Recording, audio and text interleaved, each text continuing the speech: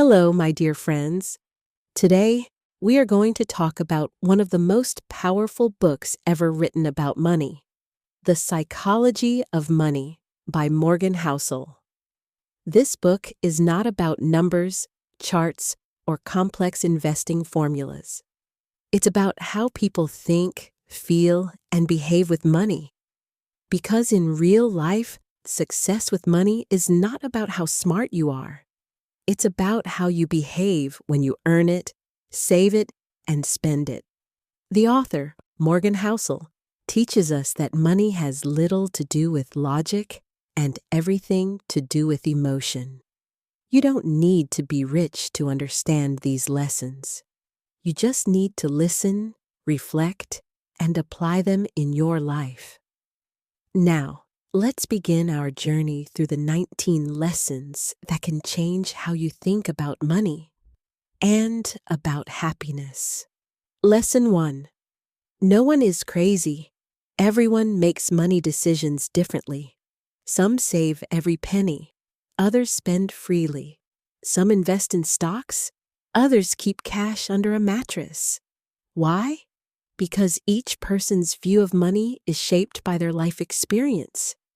Someone who grew up in poverty sees money as safety. Someone who grew up rich may see money as a tool for pleasure. So, what seems crazy to you might make perfect sense to someone else. The lesson: don't judge other people's choices.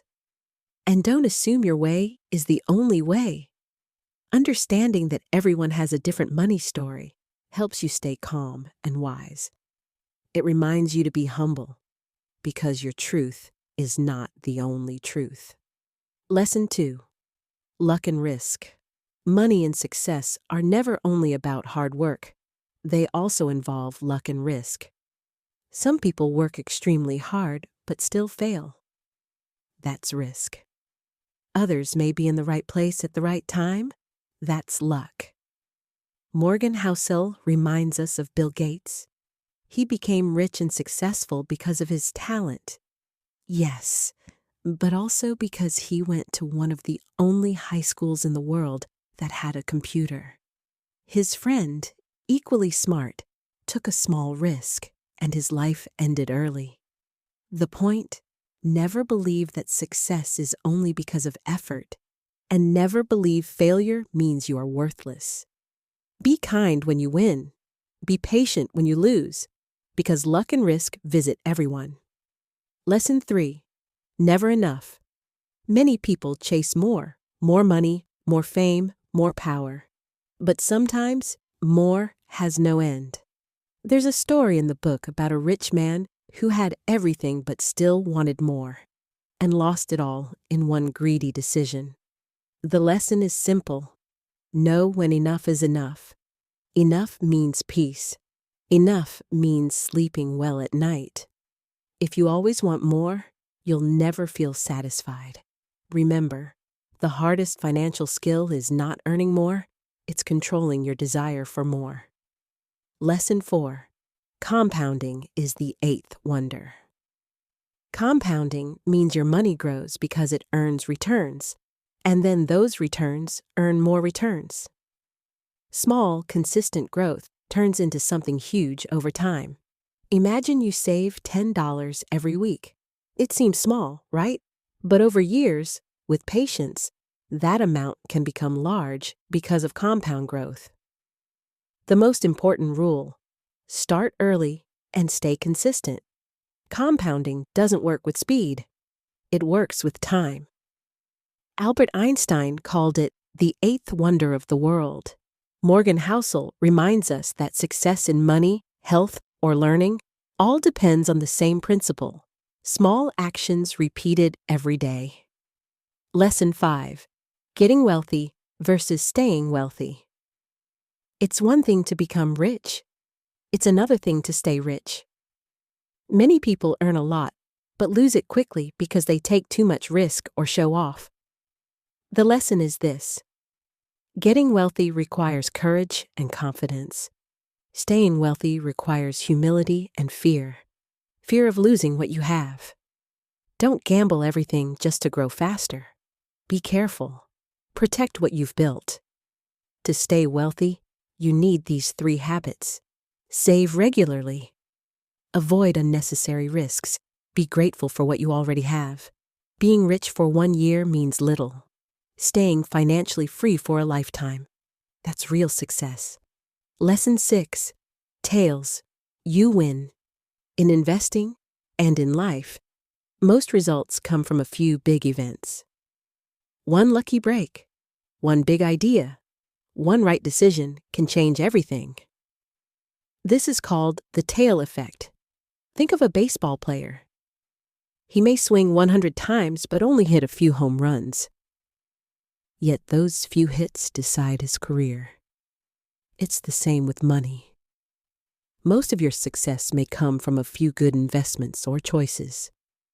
Don't be discouraged if many things fail. As long as a few succeed greatly, you will win in the end. Remember, you don't need to be right all the time, just at the right times. Lesson 7. Freedom. The highest form of wealth is freedom. The ability to wake up and say, I can do whatever I want today. Money can buy many things, but true happiness comes from control over your time. Many people work long hours just to buy things they don't need. They forget the real goal: freedom, peace, and choice. Save money not to show others your success, but to give yourself the power to live life on your own terms. Freedom is not about luxury. It's about independence. It's when your decisions are guided by purpose, not pressure. Lesson 8. Man in the car. Paradox. Have you ever seen a luxury car and thought, wow, that driver must be so rich? Morgan Housel explains a paradox. When people see a fancy car, they admire the car, not the person. They don't think, I want to be like that driver. They think, I want that car. So when people spend a lot to look rich, they often get attention, but not the kind they imagine. True respect doesn't come from things you buy. It comes from how you treat others and how peaceful your life is. The lesson: don't spend money to impress people. They're not even thinking about you. Lesson 9. Wealth is what you don't see. People often think wealth is what we see: big houses, expensive clothes, fancy phones. But real wealth is invisible. It's the money you saved, the debts you avoided, the investments growing quietly. When someone drives an expensive car, it only shows how much they spent, not how much they have left. Morgan Housel says, spending money to show people how much money you have is the fastest way to have less money. So focus on what's unseen: savings, security, and peace. Because real wealth is not in showing off, it's in having options. Lesson 10. Save money. Saving money is simple but powerful.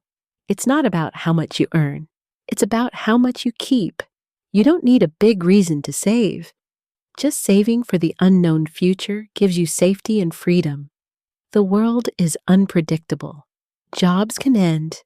Prices can rise. Life can change overnight. Savings protect you from fear. Morgan Housel says, the ability to do what you want, when you want, with whom you want, for as long as you want, is priceless, and savings help you reach it. Saving is not a punishment. It's peace of mind. Lesson 11. Reasonable, rational. In life, it's not always best to be 100% logical. Sometimes it's better to be reasonable, to follow balance, not perfection. For example, a financial plan may be mathematically perfect, but impossible to live with emotionally. If you can't sleep at night because of your investments, that plan is not reasonable for you. Morgan Housel says, you don't need to be cold and rational with money. Just stay reasonably consistent. The best plan is the one you can stick with for years, not the one that looks smartest on paper. Being reasonable helps you stay calm, avoid panic, and keep moving forward. Lesson 12. Surprise. The world always changes in ways no one expects.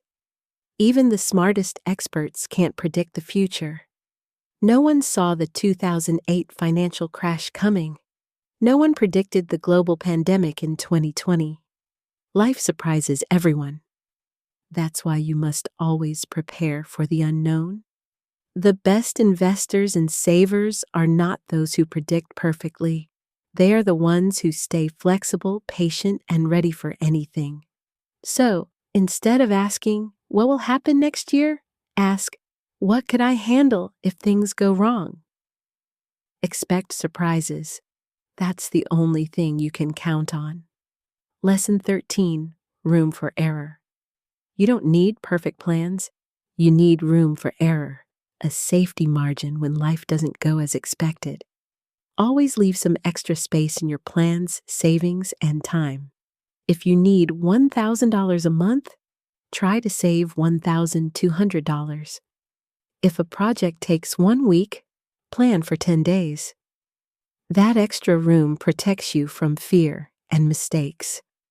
Morgan Housel says, the most important part of every plan is planning on your plan, not going according to plan. Room for error gives you peace, and peace helps you make better decisions. Lesson 14. You and me. Not everyone wants the same thing from money.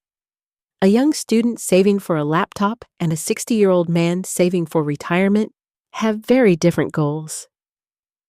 So don't copy others' money moves. Someone may take big risks in stocks, but maybe they can afford to lose. You can't see another person's full story. So don't measure your success by their results.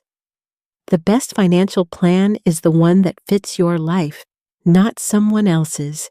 Lesson 15. The seduction of pessimism. Have you noticed how bad news spreads faster than good news? That's because pessimism sounds smart. When someone says, the market will crash, everyone listens. But when someone says, the future will be fine, people ignore it. Yet in history, progress always wins. Human life, technology, and wealth improve over time. Yes, there are crises, wars, and crashes, but humanity always rebuilds. Optimism doesn't mean ignoring problems. It means believing that problems can be solved. The lesson? Stay hopeful. Long-term optimism is the only view that works. Lesson 16. You'll change. The person you are today is not the person you'll be in 10 years. Your dreams, fears, and needs change, so your goals with money will also change. Maybe today you want to work hard and save. Tomorrow, you might value free time or family more. Morgan Housel calls this the illusion of permanence. We believe our current self will never change, but it always does. That's why you must stay flexible. Don't make plans that lock you forever. Allow your goals to evolve with your life. Lesson 17. Nothing is free. Everything in life has a price, even good things. You may not pay with money, but you'll pay with time, effort, or stress. For example, if you want high investment returns, you must accept risk and fear. If you want freedom, you must sacrifice luxury or stability. Everything great has a cost, and understanding that cost helps you stay calm. When markets fall or plans fail, remind yourself, this is the price I pay for long-term success. Lesson 18. You're not alone. When you struggle with money, it can feel like you're the only one failing. But you're not. Everyone makes money mistakes. Even rich investors lose money sometimes. The secret is to keep learning and not give up. Money is emotional. We fear losing it. We desire more of it. And sometimes we don't know what we truly need. That's normal. Don't hate yourself for your financial fears. Use them as teachers. You're not alone on the path. Everyone is learning, just like you. Lesson 19. Confounding Compounding. At the end of the book, Morgan Housel reminds us again about the magic of compounding, not just with money, but with behavior. Small habits repeated over time lead to big changes. Saving a little, learning a little, improving a little, every single day can change your entire future. The same is true for kindness, patience, and consistency. The world rewards those who stay steady for a long time. Compounding is not exciting to watch. It's slow, quiet, and invisible until suddenly it changes everything. The lesson: don't rush, don't stop. Tiny steps every day, forever, that's real growth. My friends, money is not just about wealth, it's about freedom, peace, and meaning. You can have all the money in the world and still feel poor if you don't have control over your time or your mind. The lessons of the psychology of money teach us to focus less on numbers and more on behavior, gratitude, patience, humility, and self-control. Remember these truths. Everyone has a different story. Luck and risk shape every life. Enough is enough. Save not to show off, but to stay free. Real wealth is calmness inside you. Morgan Housel's wisdom is timeless. He reminds us that happiness doesn't come from having more. It comes from wanting less and understanding what truly matters.